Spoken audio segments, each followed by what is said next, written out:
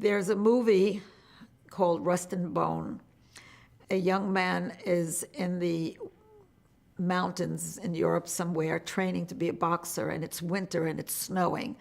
And his young son, who's about 4 or 5 years old, comes up for the weekend, and they're out playing in the snow.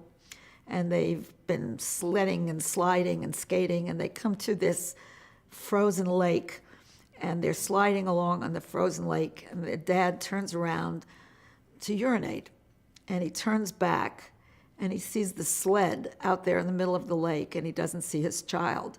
So he runs out to where the sled is, and he sees a hole in the ice.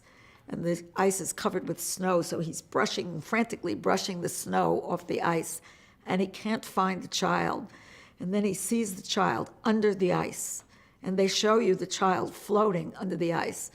And the man is a boxer, and he takes his fists, and he bangs on the ice, and bangs on the ice, and bangs on the ice. Well, that image of your child drowning under the ice and not being able to get at the child to save him, that to me is what it's like to be a parent of a person with BPD.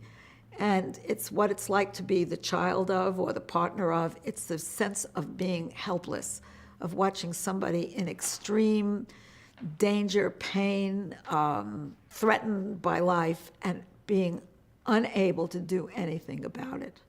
But the trick is that the brain does some really clever things. When people get that kind of a feeling, it's very painful, and very often they turn that feeling into a secondary emotion, which is anger, and they wind up being angry at the person with BPD. And that's why this is such a difficult disorder, because sometimes the anger that comes from the other person is because of their feeling of powerlessness and helplessness.